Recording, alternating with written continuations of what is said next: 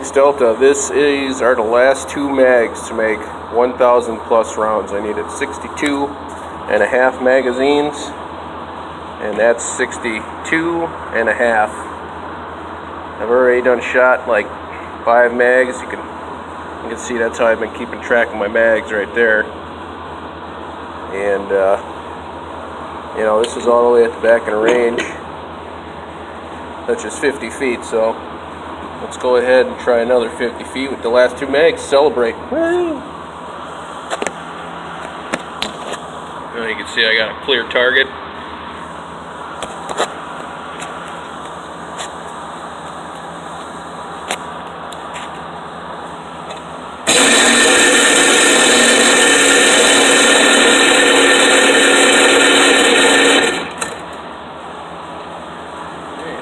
Zero malfunctions.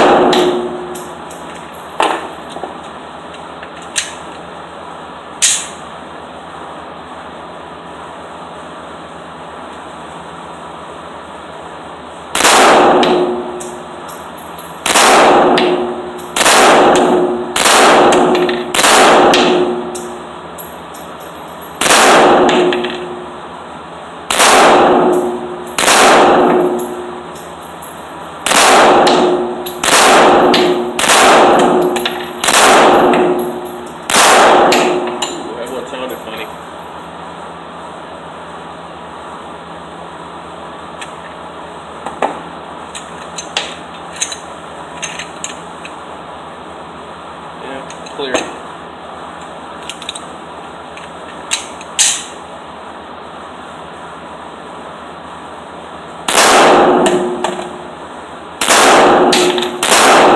It's all blades of brass too, so I understand why you get one out of so many, you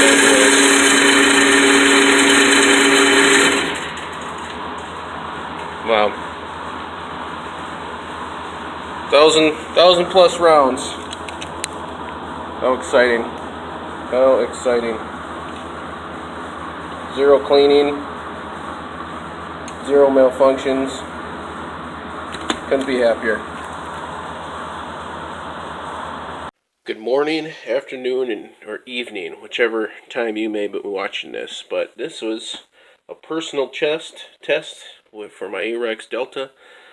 This is the one that went through 1,300 rounds. You can see those are clear, and that's a brand new one, so that'll be for comparison. This is how I kept my round count. So, you know, each of that's a mag, and there's 1,360 rounds there. That's you know, they give you a 15 and a 17, so I just went by 16 rounds and counted it that way. Just at least fired 2 at a time. So, real quick, this will be, I have carried this every day, and I work outside, and it's been like 90 for 2 weeks, so I've been sweating and, you know, working and all kinds of stuff. And what has happened, you see a little pin? A little pin has rusted in there, so that's something to look forward to. The gun has not malfunctioned in 1,300 rounds.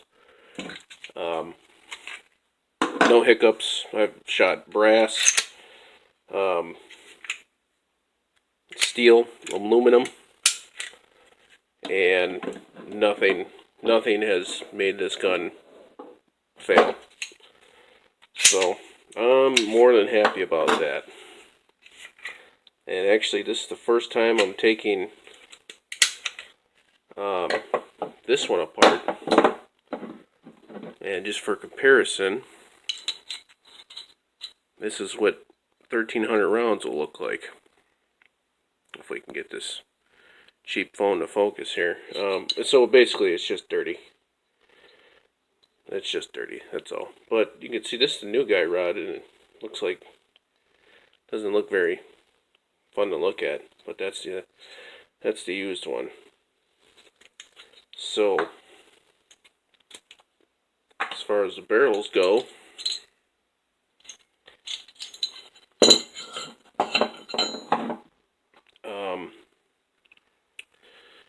you can see I have not cleaned it in 1,300 rounds, so after tonight it will get a bath. I mean, maybe just some slight wear on the hood there. That's about it. So I'm pretty happy with that.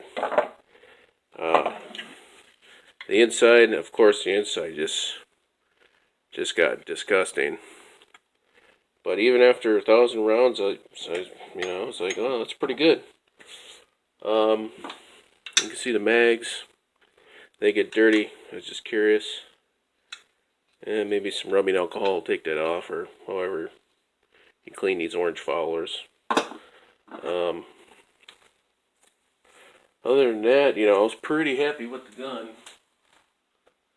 It's a pretty accurate gun. You can see I've shot a golf ball here. Went right through there, went out there, right through here, and straight out the back. So I took 2 shots. I hit it twice.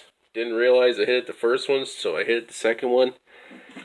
And yeah, I mean, I'm not a crack shot by any means, but it did take me about 5 tries, and I was pretty happy with that. I have used this for IDPA too, and it did not fail me. With all the drills or anything like that, if you're wondering any kind of holster, I would just recommend a Glock 19 holster. That seems to do it. Maybe an M&P 4-inch generic one. But I got this Tagua holster. It seems to fit in there, pretty nice. And that's basically what I've been carrying it around with every day, just inside the waistband. For my IDPA, I got this Glock 17 holster, and granted, there's no retention. It'll fall right out. It seems to just kind of fit in there somewhat nice, and just for drawing. But so take it for what it's worth. I have seen a Blackhawk CQC holster. It's outside the waistband, and it clicks in real nice. So overall, and another thing I want to say is this the large back strap on here, and I've put this next to a 19, and with the large back strap, it felt the same width as a stock Glock 19. So if you got smaller hands, or you just want a different feel, this is definitely a way thinner gun. I mean, look how thin this is. That's crazy. And I just wondering over time if that will, even if you stepped on it or ran it over, it would break. The only malfunction I had with this gun are these damn magazines. After 4 rounds of IDPA and just dropping the mag and it hitting, this base plate slid halfway off. And I was in there and I was just fucking slamming and it wouldn't go. And looked at it, and the spring was ready to blow out. So that's the only flaw I would say so far about the gun is the magazines. And that's another thing, because you can't buy any of these magazines in the world right now. Granted, they ship you 2, but I'll pay an extra $25 for you to give me 3. But I did talk to Fime Group literally today, and I asked them about the mags. And they're like, well, we get those imported too, so we don't have an idea when those will be in.